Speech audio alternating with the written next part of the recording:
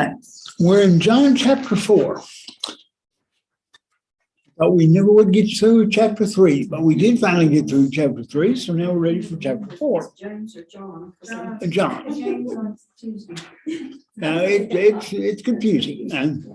But if you want James, we can do James. All right. John chapter 4 is starts with the event of the Samaritan woman. And so Jesus leaves at this point. He leaves Judea and goes back to for Galilee. Verse 1, the Pharisees heard that Jesus was gaining and baptizing more disciples than John, although in fact it was not Jesus who baptized, but his disciples. When the Lord learned of this, he left Judea and went back once more into Galilee. Now, this should not be interpreted as Jesus being afraid of the Jews or the leaders of the Jews. Rather, he didn't want to have a confrontation with the Pharisees right now because his hour hadn't come. It wasn't time for that to take place. And so, as will be other occasions along the way, he will change direction and go a different way to avoid rushing the timetable of what God has planned for him to do. This can also be something that we might want to take note of from time to time. Jesus picked his battles. He didn't fight every battle that came up or could have come up. He could have been fussing and fighting all the time had he chose to, because all he had to do, he was going to win, and he knew that. But even when you win, you don't always win. You don't always accomplish what the goal is. The goal for us is not always to win, but to influence people for Christ. So sometimes we might get into verbal battles or arguments with individuals over things that are important, but maybe not as important as other things at that moment in time. So it requires a degree of wisdom as to when and how to choose and pick your battles, even when you know you're going to win.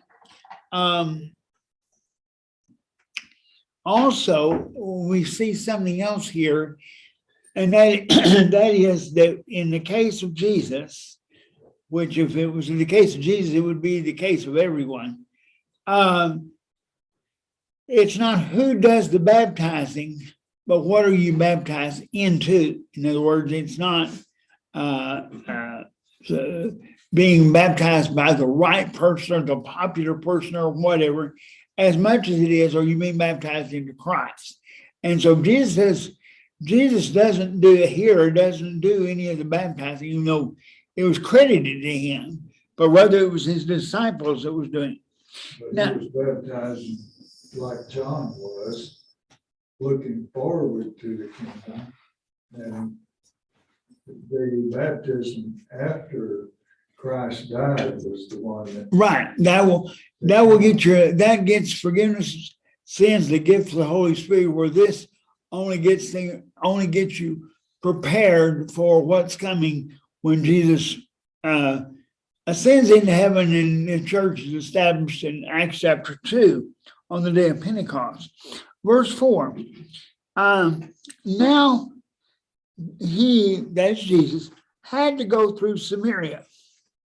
Notice it wasn't a matter of Jesus chose to go through Samaria. He wanted to go through Samaria, but in fact, he had to go. Now, why did he have to go? Well, there were things that had to be done in Samaria, and he needed to be there to get them done. And so God directs his path. And I don't mean that he put a cone around him and forced him to go, but he was under the direction of God, doing the will of the Father the whole time he was here. So it was basically the Father's will that he go through Samaria. And that's going to be important because of the significance of Samaria. But so he came to a town in Samaria called Sychar, near the plot of ground Jacob had given to his son Joseph. Jacob's well was there, and Jesus, tired as he was from his journey, sat down at the well. It was about the 6th hour. All right. What is the significance of Samaria? Why is it mentioned here as he had to go through and things of that nature? Well, a little bit of history. In 720 BC, Assyria had come in and taken out the northern kingdom. We had the divided kingdom, and they, excuse me, they took away a large part of the population that was in Samaria, but they did not take everyone. There were some that were left, and most were taken away. There were other people then brought into Samaria who were of other nations and other foreign nations that Assyria had conquered earlier and transported them into Assyria. Now, what is the logic of all? Why would they go to so much trouble? I mean, this seems like a lot of trouble to move people out, leave people there, move other people in.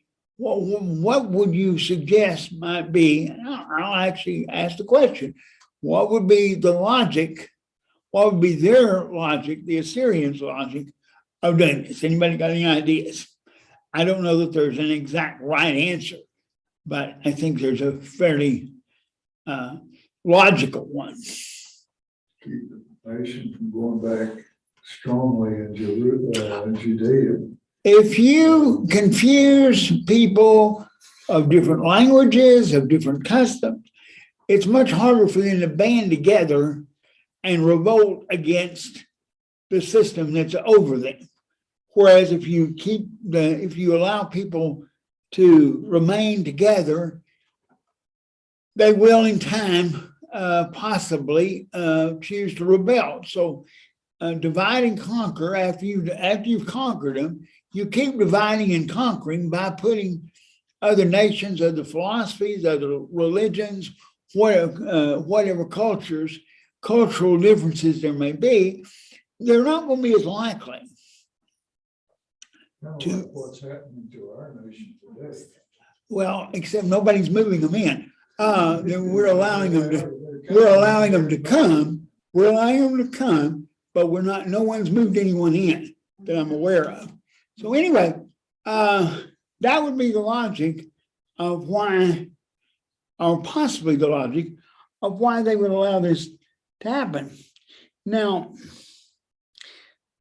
what is the result from the Jewish standpoint of this new situation? What would be their concern? Different gods. Do I? Different gods. All right. And also, what did God commanded the Jews not to do? Intermarry. All right. They were not to intermarry. Well, if you put foreign people around and make them close, it's called, in sociology, it's called propinquity. And propinquity is when you get involved and marry people around you. It's less common today than it was years ago, simply because we have modern means of transportation. You can meet a person in Colorado, California, Europe, Africa, wherever, because of our means of transportation. But prior to this modern age we're in, you oftentimes did not leave the county you were born in. Okay. So who are you likely to marry? Somebody in the county where you live. I mean, you're not likely to marry someone very far off. So the situation is that these people, the Samaritans that were left, intermarried with the other nations that were living around them, even though they were not in other nations. And what did that make then? Their children, as far as the Jews were concerned, half-breeds.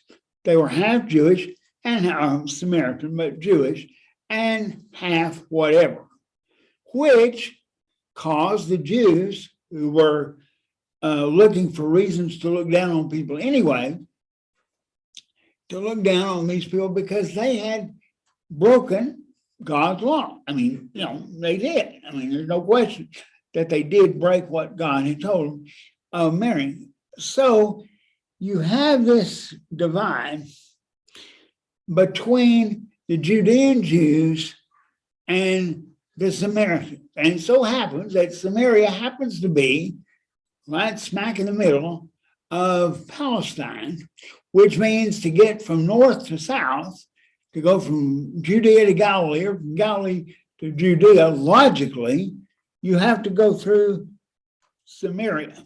Now, to be fair, the Samaritans weren't any happier with the Jews than the Jews were the Samaritans. They didn't want the Jews coming through, and the Jews didn't want to come through.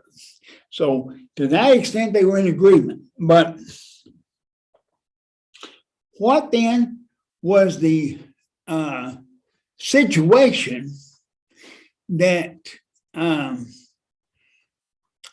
this created in terms of how people got north to south and south to north? They went around Samaria. Now, if you look at a map, they went way out of their way to avoid going through Samaria. I mean, it was the most, the shortest distance between 2 points is a straight line. So to go around this fairly large province of Palestine, it's a trip. I mean, so I would suspect that there wasn't just a whole lot of, intermingling between the Galileans and the Judeans, even though they were good friends, but it's a long way to get there. So they wouldn't just choose it on a daily basis to go see each other. But so when Jesus says, when John writes that Jesus must go through Samaria, this is not just a off the cuff statement. It's a big deal because Jesus being a Jew, a Judean Jew, would have normally had no interest or have any dealings with the Samaritans. And when he gets to the border of Samaria, the disciples would expect him to do what? East or west, but somehow go around this land. You just don't go through Samaria, but Jesus says that he has to go. So the place that he ends up, that they're talking about, is the well that Jacob had given to Joseph, and that Jacob was actually buried there near the well. Now, it is interesting for those of you who are planning to make a trip to the quote Holy Land, unquote. This is one of the only places that you can be absolutely certain Jesus was there, that you can identify ground because the well is still there. So you can actually know that you're standing somewhere close to where Jesus stood. Everything else has pretty much been changed around, moved around, put up, changed into souvenir stands or whatever, or has souvenir stands by, or have a cathedral built over it, where they think X, Y, and Z happened.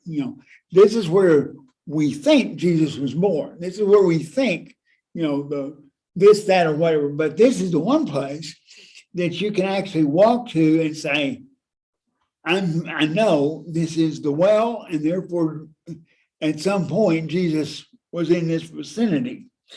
All right, so when a Samaritan woman came to draw water, Jesus said to her, "Will you give me a drink?" His disciples had gone into town to buy food. So Jesus was tired, it says, which indicates, again, if you remember, John is going to stress more than the other gospel writers do, the humanity of Jesus, because this is dealing with the Gnostic belief that's come about. We've talked about that. But Jesus is actually tired, and based on this statement, we can also make this assumption that he was thirsty. So he is human. He does get tired and he does get thirsty. Now,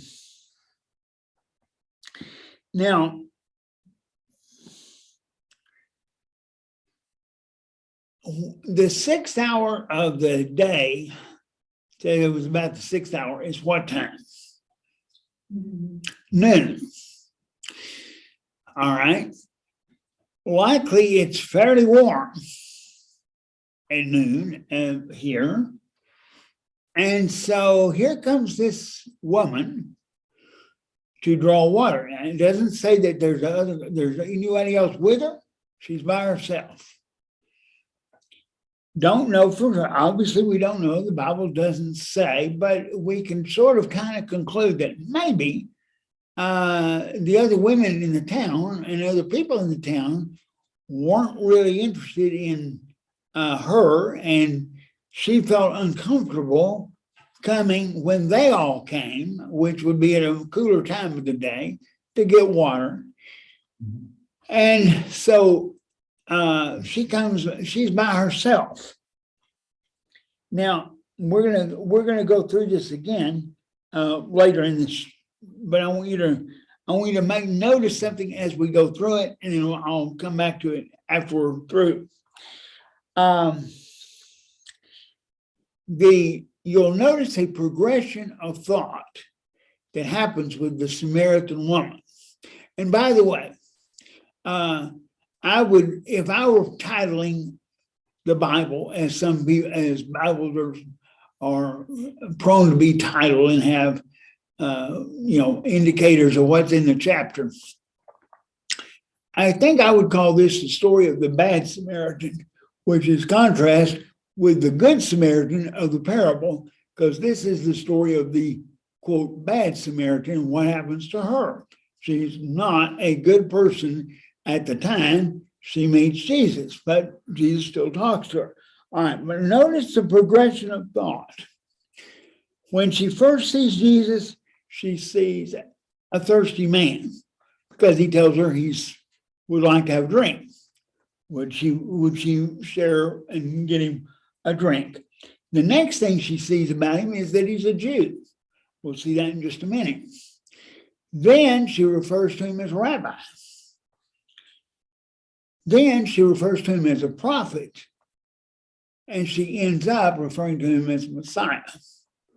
So we see how her thought pattern changes as this conversation develops between Jesus and the Samaritan woman.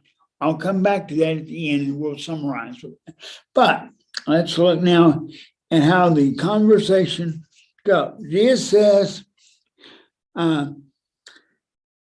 will you give me a drink?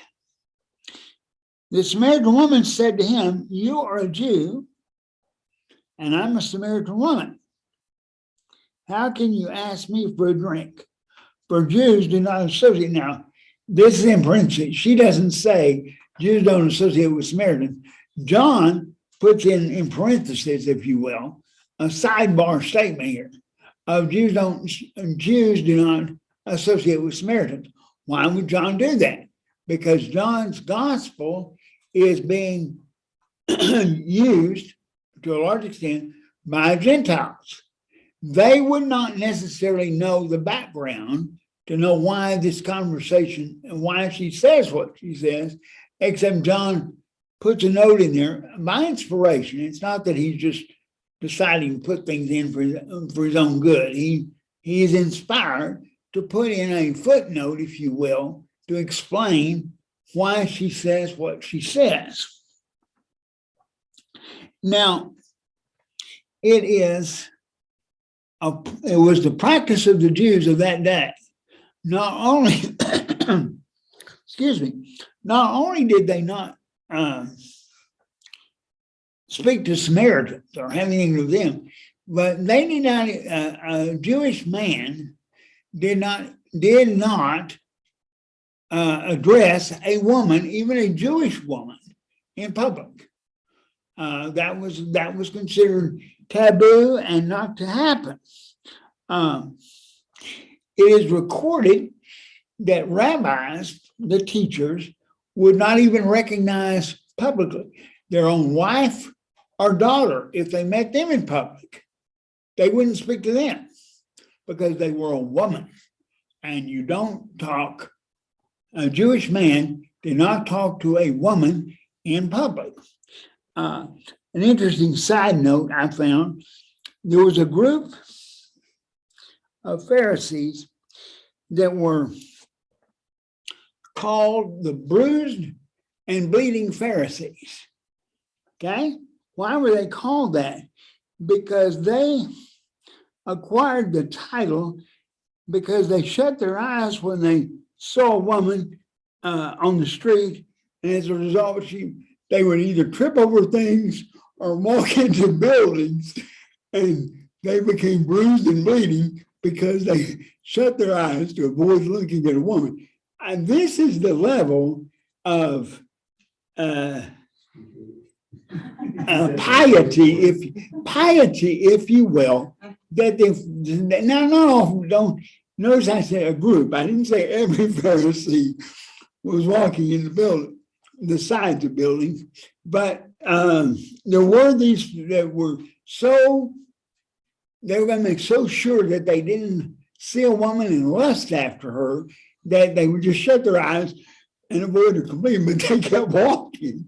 See, if I think I would have stood still and waited till she got by, and then opened my eyes and gone down the street. But this would be a very challenging world to live in for this group, because if you went to, if you were in the city of Jerusalem or wherever, and there were women out doing whatever women did at that time, it'd be hard to constantly keep your eyes closed.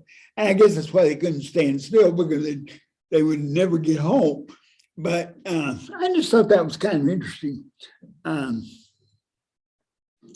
right. She meets Jesus, though, as an equal, uncharacteristic for a proper woman. Now, a proper woman would have the same regard of talking to a man that a man would have for a woman. In other words, women wouldn't strike up a conversation with a man. They talked, when they were together, they talked to each other, obviously, but they did not strike up conversations with men. I don't know how they would deal with their husband in public or any of that, but it was certainly, you didn't walk up to her or answer or deal with a man as a proper Jewish woman wouldn't happen. So the fact that the Samaritan woman talks back to this man she doesn't know might give us the indication that in the world that she lived in and the level of society that she was at, she wasn't concerned about those it didn't bother her. Everybody always thought as bad of her as they could anyway, so it really didn't make that much difference. When you reach the point that people don't like you and avoid you, you don't have to worry too much about proper manners, because if you have proper manners, they're going to avoid you. And if you don't have proper manners, they're going to avoid you. So she was rather brazen by the standards of the day.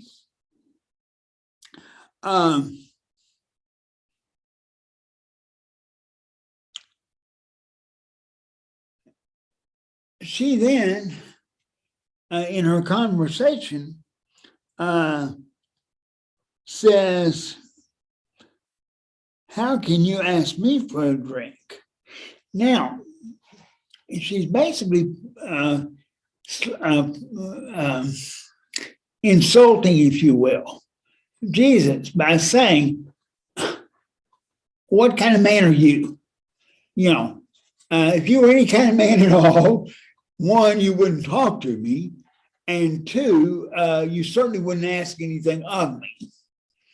And so that's her response. So Jesus answered her, if you know the gift of God and who it is that asked you for a drink, you would have asked him and he would have given you living water.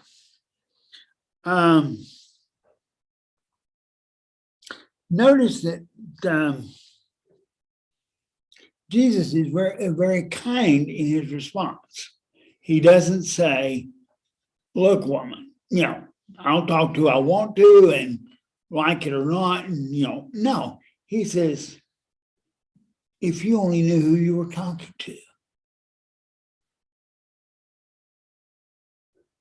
And Jesus does this throughout his life. And on various occasions, he will contest the way people view him and say, oh, if you only understood who I am, you would talk to me differently, you'd ask more of me, or you would treat me with more respect, obviously with more respect than I am getting.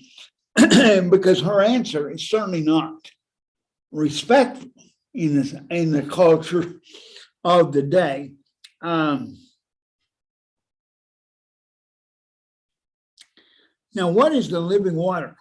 In ordinary language, the Jews consider running water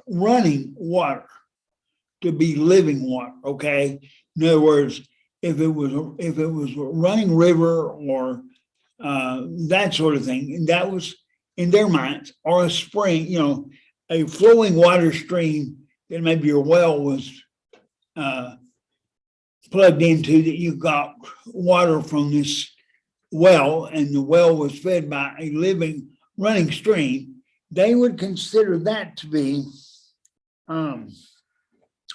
living water.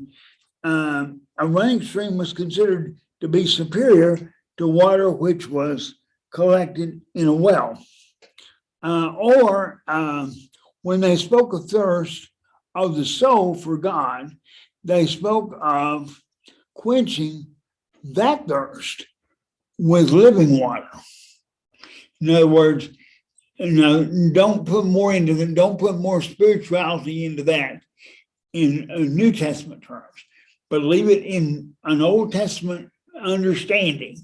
The thirst for God, the idea of wanting to know more about God, was a thirst that would only be quenched by living water. So, not knowing for sure how the Samaritan woman may have reacted to that, what she heard or what she did or didn't know, but that was the other meaning.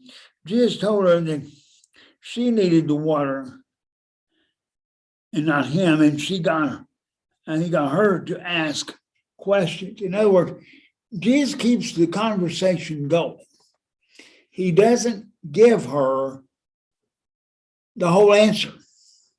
Okay, he's wanting to engage her in conversation because he's got things he needs to tell her, things that she's going to learn and things that she'll do as a result of what we would call open-ended statements. In other words, they were statements that would allow you to keep the conversation flowing.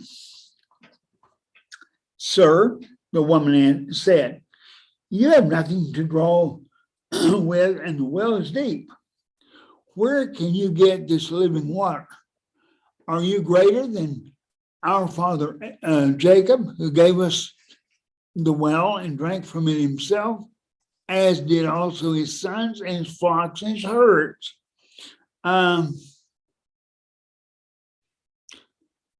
You're making a pretty big claim, sir, to give me water when you don't have a cotton picking thing to get the cotton pickings in the deep Greek, a cotton picking thing to get the water out of the well.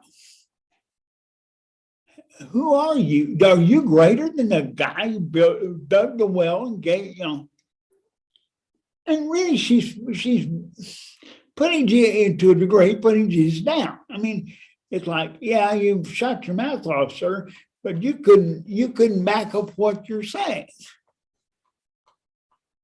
Jesus answered, everyone who drinks of this water will be thirsty again, but whosoever drinks the water I give him will never thirst. Indeed, the water I give him will become in him a spring of water welling up to eternal life. Now, that answer, we can sit here and understand what Jesus is saying, right? I mean, because of what we know from other passages, other scripture, later writing, etc., etc., etc. But how confusing is that answer to her? That makes no sense at all. I mean, it's like, okay, I hear you, but what in the world are you talking about? Jesus is wanting her to continue talking. He's not through yet. He hasn't got her to the point that he wants her to be at yet. So he answers her question in such a way that it leaves her puzzled and wanting more information, wanting more answers. But at the same time, Jesus, without her knowing what he's doing, is beginning to change the direction of the conversation. Because now we're moving from physical water, which she understands because it's right there, into a spiritual water, which he'll discuss with her in the following verses. Now, does this remind you, I hope it does, of something we talked about probably 3 or 4 weeks ago now regarding Nicodemus? What conversation did Jesus have with Nicodemus? He said, you got to be born again. Well, that was pretty vague. I mean, we understand that, but that was confusing. And Nicodemus immediately goes to a physical understanding and says, how is that possible? How can I re-enter my mother's womb and be born again? And what is Jesus doing? He's moving it from the physical to the spiritual, which is what Jesus does. That's his manner of teaching, because we live as Christians today, we live in a spiritual kingdom with spiritual understanding and not a physical world. That we live in a physical world, obviously, but our understanding of God is on a different level and much more spiritual than the Jews ever hoped to have. Why? Because everything in Judaism was a foreshadowing of something better yet to come.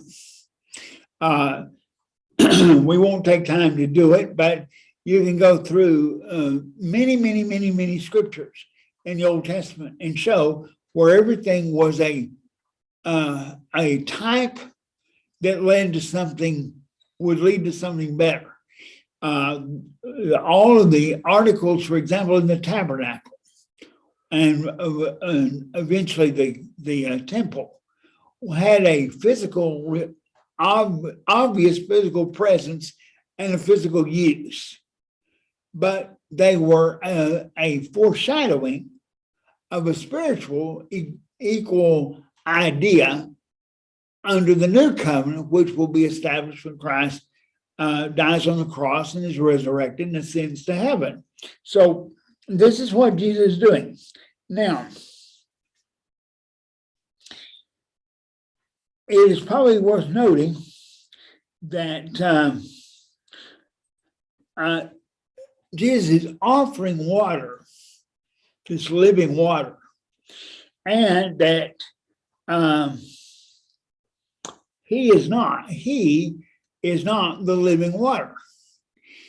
He's the bread, but he's not he calls himself the bread in other passages, and we'll see that a bit later in some detail. But he offers to give the water. Bread sustains life, while water satisfies life. In other words, Jesus is the sustainer.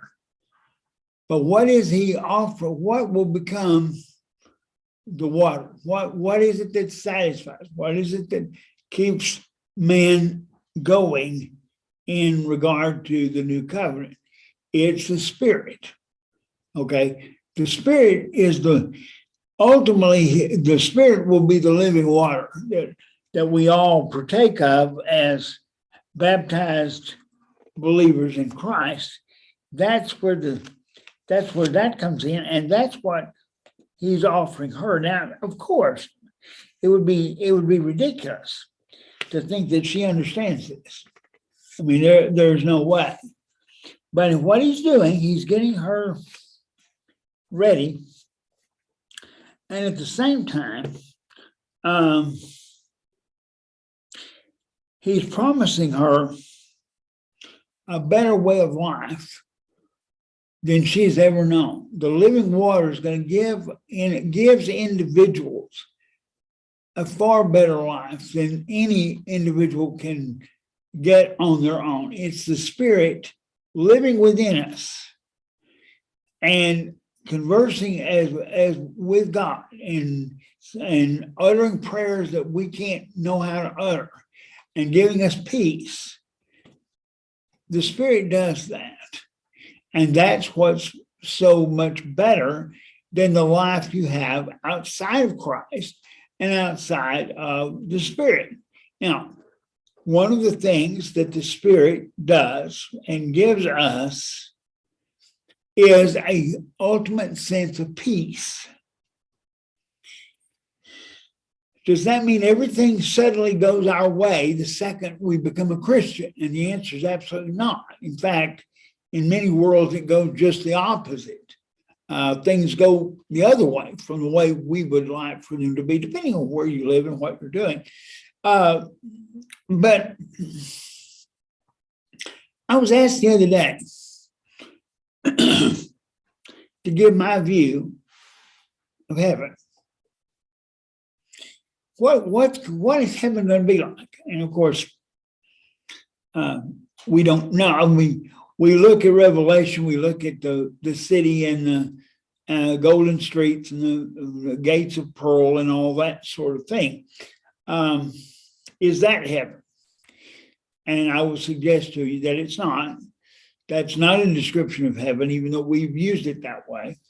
That's a description of the church, because it says in Revelation that the city that John goes into, that he is taken into and sees the inside of, came down out of heaven. So he didn't go up to it in heaven, it came down from heaven. Now, is it a symbol of what heaven can be like? That's entirely possible. But is that heaven? And the answer is no, for another reason. It says in chapter 21, I believe, that the nations are outside the city. Well, if that's heaven, and we're in heaven, what are the nations? I mean, there's only heaven and hell. So, and yet these people are outside the city. I would suggest to you that the church, now not in the sense of perfection, but the closest we're going to be to heaven is the church. And depending on your relationship within the body of Christ, how much you appreciate, enjoy, and benefit from that relationship. Now, obviously, there's problems still here. We have not been placed in the final resting place, if you will. So, someone asked me again, what was my view of heaven? I will suggest to you, as of the moment, this is my view. I can change. But my view right now is heaven is a sense of absolute perfect peace, which is hard to even describe. because we've never known it. The closest we've ever been to it is as babies, which we really can't, unfortunately can't remember being that young, but when you're first born, you have no cares. You have no worries. You have no thought. But you're happy until you're hungry. Okay. So it's not perfect peace, even though it's close, because you can become unhappy when you get hungry, need to be changed, get sleepy, all those things. Okay. So it's not perfect peace here on earth. Never will be. But that would be as close as we can come to it. But what would it be like? Just imagine for a little bit, what would it be like to be in a state where you had nothing to worry about? There was no cares, there's no pressure, there's no demand on you. You're just there. Now, you say that could get boring, and I'm going, I don't think so. Not if it's perfect peace, because boredom comes from restlessness. I'm ready to go do something else. Well, there's not anything for you to do, so you don't have any responsibility to do anything. This has not always been my view of heaven. I have developed this in the last few years. I once thought that heaven would be in a world where I could watch Roy Rogers movies 24 hours a day. I now own all the Roy Rogers movies. This isn't heaven. I missed it because that's not it, because I can do that now, and I don't feel like I've arrived in heaven yet. So that's not it. And there are all kinds of views of what heaven's going to be like, and none of us know. I mean, it's not like there's a wrong answer, in the sense that even the description given in Revelation is a good description of a pleasant, obviously, and desirable world to be in. But I really think what we're dealing with isn't a physical setting as much as it is a mental or state as we think of it. Now, again, understand, our bodies are going to be changed. We're going to be changed in twinkling. Now, all kinds of things are going to be different, which there's no way that I know what that is. And there's no way that you know what that is, or anyone else knows. We can all make educated guesses as to what it's going to be. But I want to suggest to you that I believe that if I can imagine what total, absolute peace would be, I'm going to be happy. When you're at peace, you're happy. You're in a pleasant state. You're not threatened. You're not being pushed or prodded or shoved or required to do things you don't want to do. Does that mean we're going to sing the whole time we're in heaven? Maybe. If that's something that creates peace, it doesn't conflict with my idea. No, I'm not saying, but what I'm saying is, whatever state we're in, I believe at this point that it's going to have the idea of perfect, total, unending peace. And I can say that with confidence because you've never experienced it, nor have I, so we can't prove each other wrong. You can't say, well, I've been there and it didn't seem like heaven to me. No, because none of us will ever be in a world of absolute, perfect peace. Now, we can be at states where we're more peaceful than other times, and that's pleasant.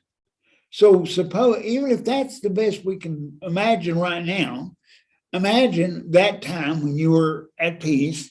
Maybe you were on vacation, maybe you were in the mountains or on the beach or wherever you happen to enjoy being.